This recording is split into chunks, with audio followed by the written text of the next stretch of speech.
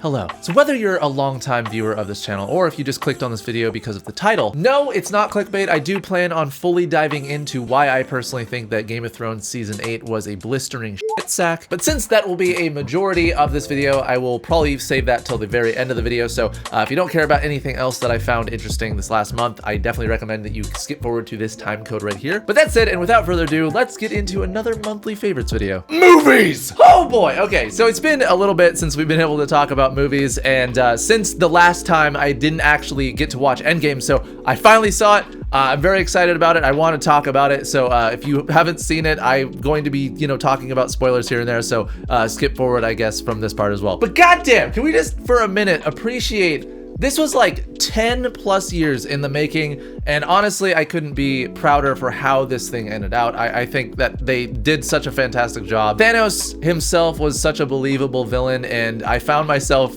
from time to time kind of agreeing with him, which is always how you make a good villain. If you can have like the audience kind of agree with his mentality, I was like, that's how you do it. So that, and I just think that it was a perfect kind of medley of both humor and, the action elements, and I think it was just a really great way to end a story. But the one thing that I am still upset about to this day is that I was, I went into the movie knowing that it was going to be emotional. I knew I was going to but I'm not gonna cry. So for the entire movie, there will be a little here and there, just things that I was like, okay.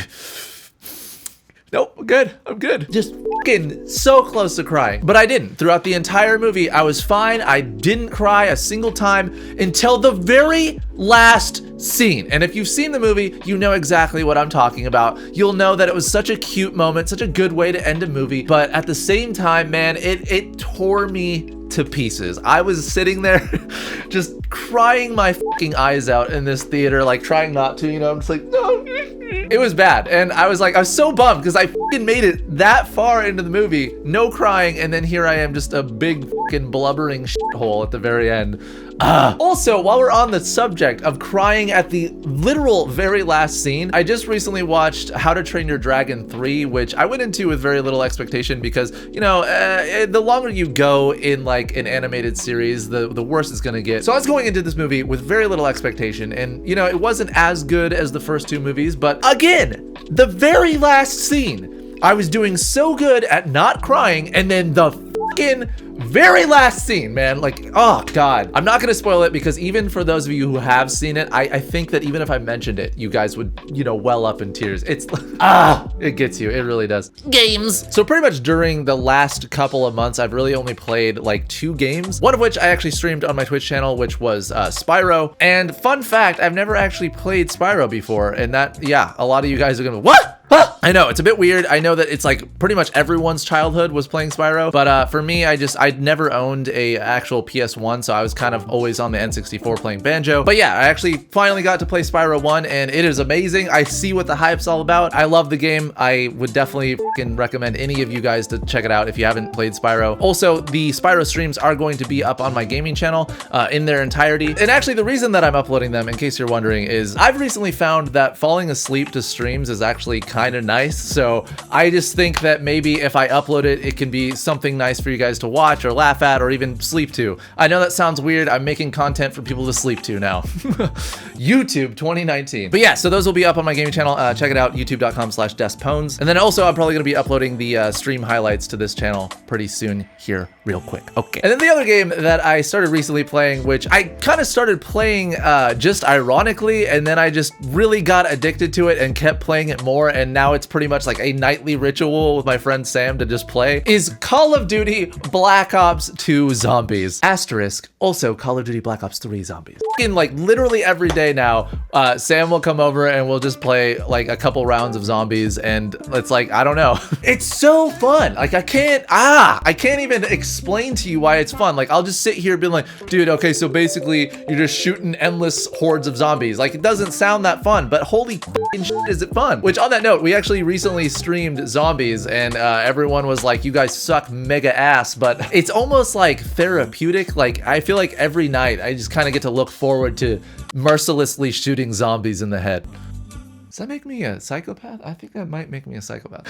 What? And to be honest, we'll probably keep continuing to stream zombies on my Twitch channel, so check that out, link down below if you want to watch us skull some zombies, I guess. And then finally, let's talk about TV shows. Oh god. So yes, while I could mention the other TV shows that I've seen this month, including Animorphs, great show, Hell's Kitchen, let's talk about Game of Thrones, because oh my fucking god. So before we get into this, I do want to go on record and just say that, you know, despite season 8 and how it performed and its Rotten Tomato scores and the amount of backlash, I mean, even to the point where people wanted to petition to have it remade, I'm still such a Game of Thrones fanboy. I mean, yes, it was a terrible season, we'll get into it, but I am in no way trying to talk about the show altogether, so much as I'm trying to bring up the issues that I had with the final 8th season. And while I may have strong feelings about the last season, I think that these are opinions that are shared with a lot of people. I am fully up for debating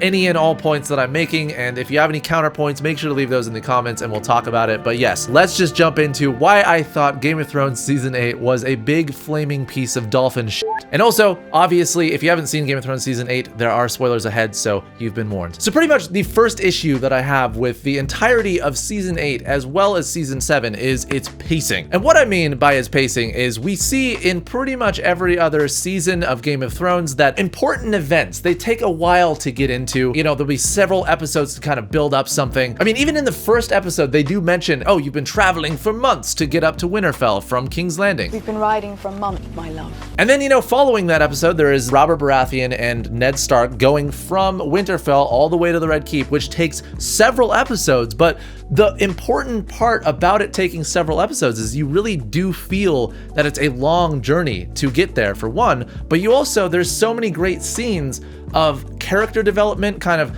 how their relationship works, how they'll be talking about things in their past, and you really do feel like this is a world and there's history with these characters. Whereas in season 7 and season 8, I mean, there'll be pretty much in the same episode, they'll travel from Dragonstone to the Wall, they'll travel from Winterfell to the fucking Red Keep within like 10 minutes. And so you don't feel the gravity of how long it takes for these things to happen, or you feel like it's so just instantaneous. I mean, there was even an episode where Gendry travels from north of the Wall to the Wall and then somehow sends a raven to Daenerys in Dragonstone. Daenerys gets the fucking raven and then is able to fly her dragon back up there in the matter of what seems like a day. I don't know if that crow has fucking a jetpack. I don't know what the fuck, but I don't get it. And I mean, I wouldn't have a problem with it if there were other kind of narratives happening in between, so it made it seem like there was like a longer, you know, period in between, but no, it's like instantaneous.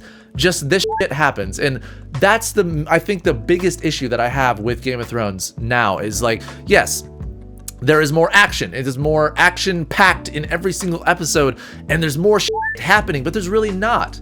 I am a person who I really love movies and TV shows that are character driven, that almost focus more on a character developing rather than actual events or big, like, you know, battles and stuff. Because while I love those, it's like one of the main reasons to watch Game of Thrones, it's not what's important, you know? I really feel like just, you know, the show creators at this point were just like, nah, you know, like, we've had enough character development. Let's just like show pretty much 6 episodes of nonstop just people dying and battles happening. Like that's all people really care about. And I think they really forgot what the heart of the show was. Amazing writing. The source material that George R.R. Martin provided adds so much to it. I mean, they're making several spin-offs because there was so much lore to the world he made, but we don't see any of that because the pacing is so fast in the newest seasons. So really, I feel like that is the biggest issue. While there were other issues, I do feel like that if that would have been solved, if there would have been just more content, you know, I think it would have pleased fans more. The second gripe I have with season 8 specifically is its writing. And when I say its writing, I don't specifically mean its actual story arcs and its plot. While I will get into those, I specifically mean how they wrote the script for certain characters. Because I think if you're a fan of Game of Thrones, you will know that the show has amazing writing for certain characters. Their scripts are fantastic. I mean, there were a couple lines that Cersei delivers in the beginning of the show that really just stick with you. Tyrion has some amazing lines that stick with you far past when you actually have stopped watching the show. And Jon Snow, while he wasn't a very talkative character, still had some great,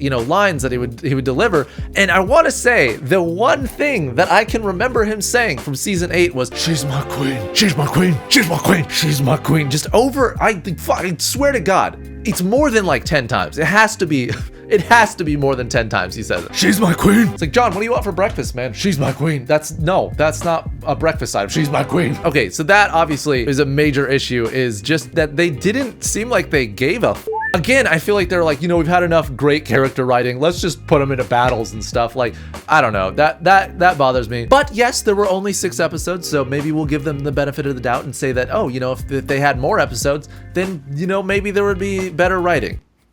And I want to say probably the biggest issue I had with the writing is the just amount of dead plots. That there would be several seasons almost of a build of something happening, and then it just goes nowhere. Jon Snow, go ahead and say "she's my queen" the entire series. I don't give a shit.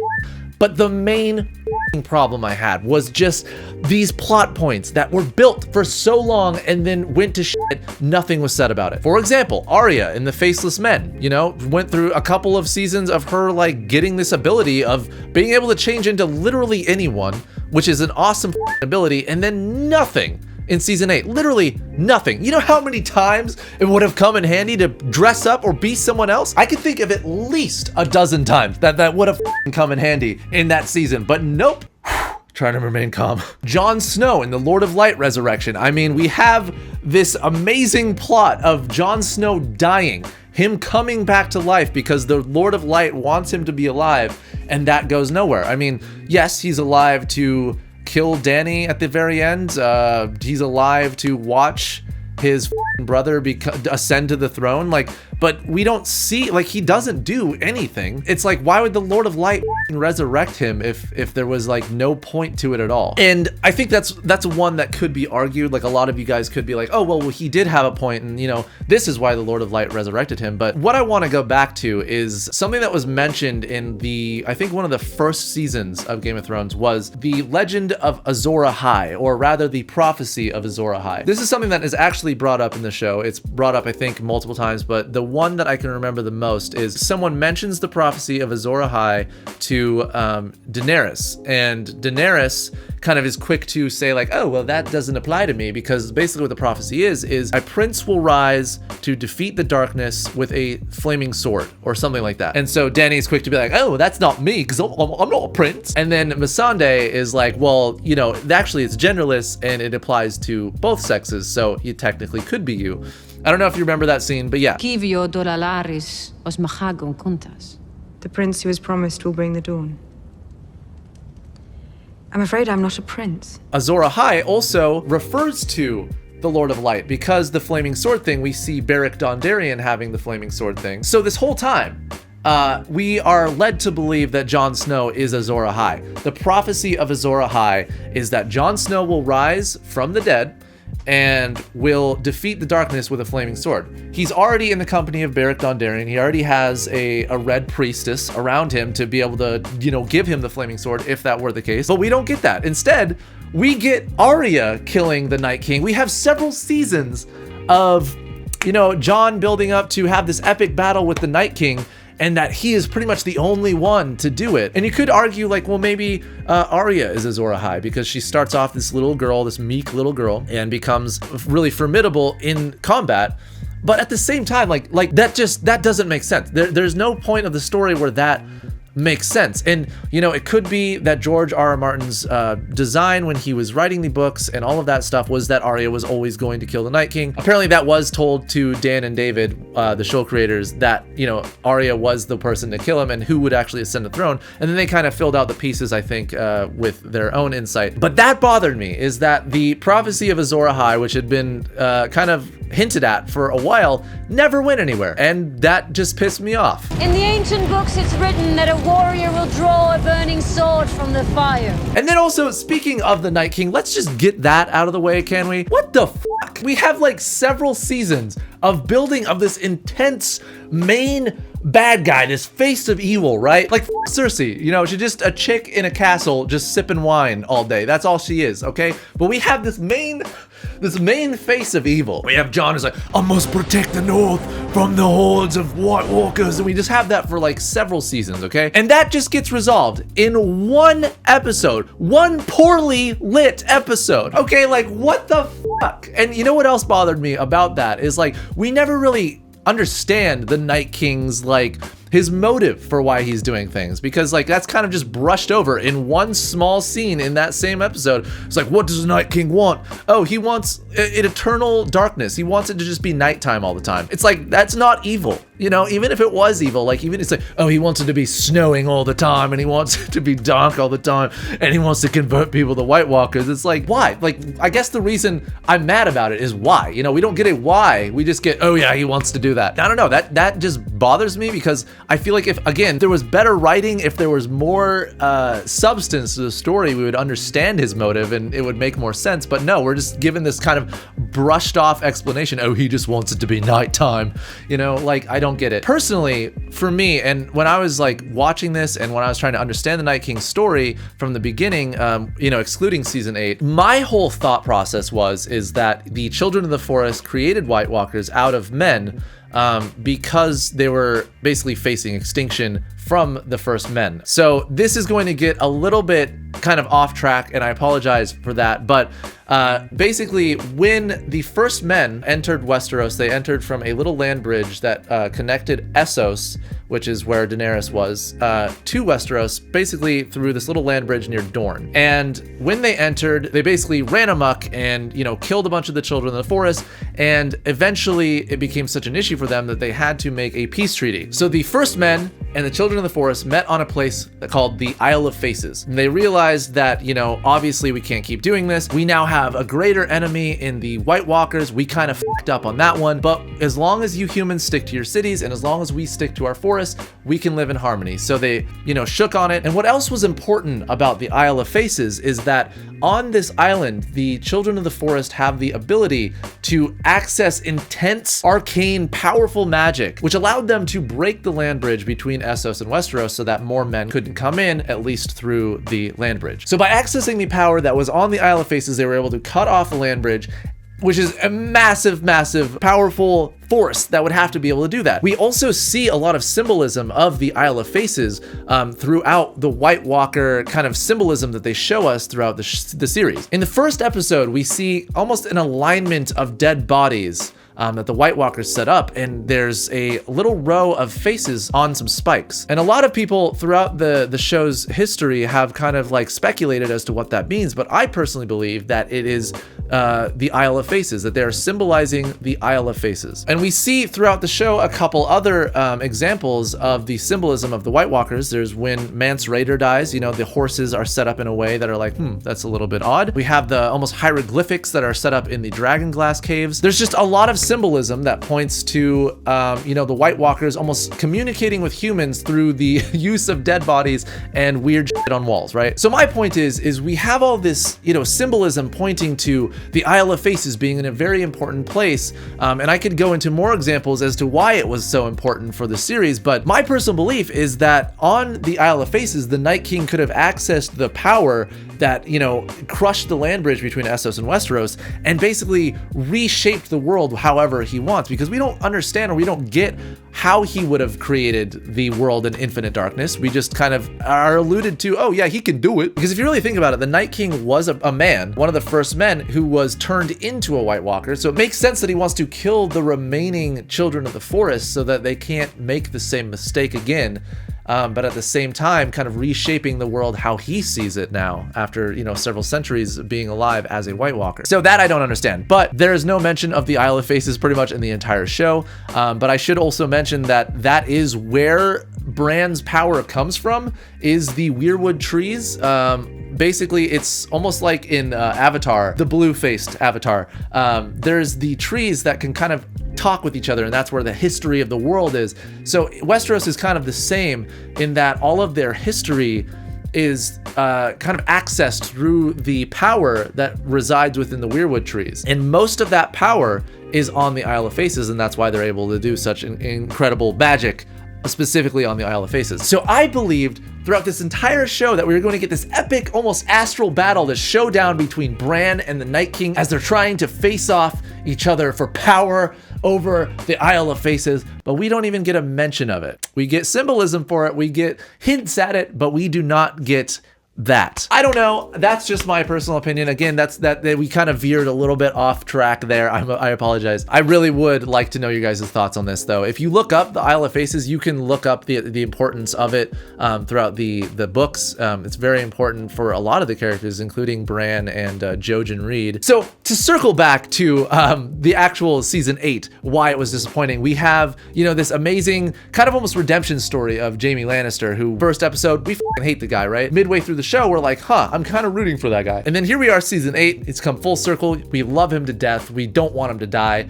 And then within one episode, he fucks it all up. He goes back to Cersei, which, if you are a fan of the show, if you've been watching from the beginning, you have been plotting Cersei's death from the minute you fucking saw her, right? You have been wanting her dead since the second you saw her. And really, if you think about it, there is no better suitable death for Cersei than if it was at the hands of Jaime Lannister. The one person that she can trust in this world is who kills her.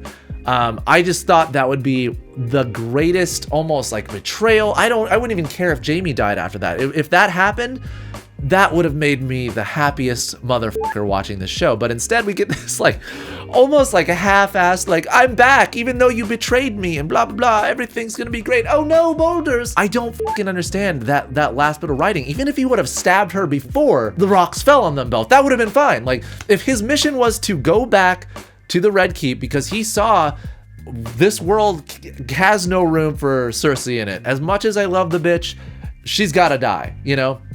It makes sense to me. It makes sense for Jaime's character, especially now that he has some tall ass fucking blonde bitch waiting for him in Winterfell. He's like, hell yeah, bruh.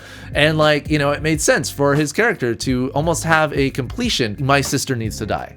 As much as I love her, she needs to die. And it can't be at the hand of anyone else because she won't let anyone else close to her, but she will let me close to her so I can be the one that ends this. And like I said, it doesn't matter if Jaime died after that. It would be fine. His character arc, his story arc would have been fine to end there. But instead we get this stupid ass fucking scene. Oh my god. Yeah, that made me mad. It basically made Jaime just a boy.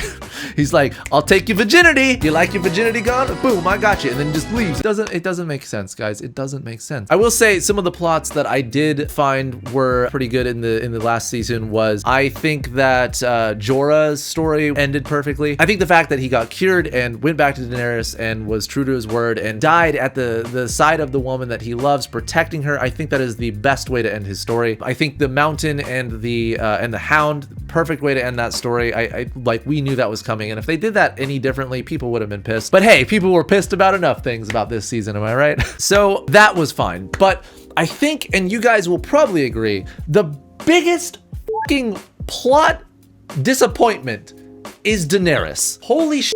Because again, it seems like a reoccurring thing at this point, but we have 7 seasons of this building of this incredibly strong, independent person that ends slavery and does all these amazing things and frees a bunch of people and unifies a Dothraki horde and the Unsullied together, and we're going to take back Westeros and we're gonna treat it right and all of this thing. And then literally within a 5-minute scene, she undoes all of the progress, all of her ideals that she's built up these 7 fucking seasons, and basically becomes the Mad Queen, becomes the exact thing that she was fighting against, trying to distance herself from her dad. And that just drove me up the fucking wall. That pissed me off more than anything, I think. Like, my thought was, you know, we had a couple of episodes prior to when she burned everyone alive where, you know, there are inklings of her kind of turning into the Mad Queen, where there's like inklings of oh yeah, she's like kind of going batshit insane. She's losing people that are close to her, and you know, it seems like it could be a very, very bad thing. But what I was banking on happening, and what I found almost like would be a redemption story in that, and what would have been really interesting, is if Dani would lose the people closest to her, if there were people betraying her and all that, but she still stuck to her ideals, and she still didn't stoop to Cersei's level, and it would make her character so much more strong. You know what I mean? Like, there was a reason that so many people related to Daenerys' character and were rooting for her this entire time, and it's because she was such a strong, independent character. And then all that is just undone within that 5-minute scene that honestly, it just felt so disingenuous. It wasn't her. It's like, it wasn't her character. And I know that sounds stupid. It's like, it wasn't her. Like, you can't blame her. But like, it truly wasn't. There is a reason why Emilia Clarke is so upset about this last season. I mean, even in interviews prior to the season being released, she was visually upset that how her character's story ends. And it makes absolutely no fucking sense. I truly think that that is the biggest flaw about the entire series is just how her character ended. Not only does it not make sense for her character, it doesn't make sense for the writing of the show. And I think that it would have been much more morally interesting, morally correct, if you want to say that, to have her go through all these hardships, to have the people closest to her die, to have people betray her, but still end up, you know, doing what's right. And I think that is the greatest disservice to the entire series. I know I've talked about this long enough. I think I could very briefly mention the really sloppy fucking leaving of the coffee cup that they had to edit out, or the leaving of the water bottle near Sam at the end of the fucking episode. But I won't. I'm not gonna mention those. Those are obviously really sloppy, and no other season had them, so it just shows how little of a fuck they gave for this last season. But I think I've talked about it enough. I think that the ending of the series being that Bran is the one that ends up on the throne, that makes no fucking sense. And like, I just can't, guys. I can't. Like, what the fuck? There's a great meme that I actually saw, and it was when you're in a group project and you do absolutely nothing but you still get an A. That's Bran, everyone. Don't get me wrong, Bran's character was great. I think that it served a purpose, but I don't, like, it doesn't make fucking sense. It does not make sense. Anyways, that I know that I've talked about this long enough. I'm sure that I could keep going on. If you want me to, I could make another video about this, or, you know, talk about more theories, more things like that. Even talk about your guys' feedback that you guys give me on this video. But yeah, that is why I think that Game of Thrones Season 8 was just really dumb, and we're just gonna all pretend collectively that it didn't happen, yeah? Woohoo! Anyways, that is it for this video. Make sure to like this video if you did like it. Also, subscribe to the channel if you want to see more content. As I mentioned, if you guys have anything that you want to say about anything that I said in this video, make sure to leave those in the comments down below and I'll check those out. Also, if you'd like to join my Discord server, I am constantly on there talking to all of you beautiful, lovely son of a bitches. So check that out. That said, guys, thank you for allowing me to ramble about Game of Thrones for a few minutes. I love you all, and fair winds.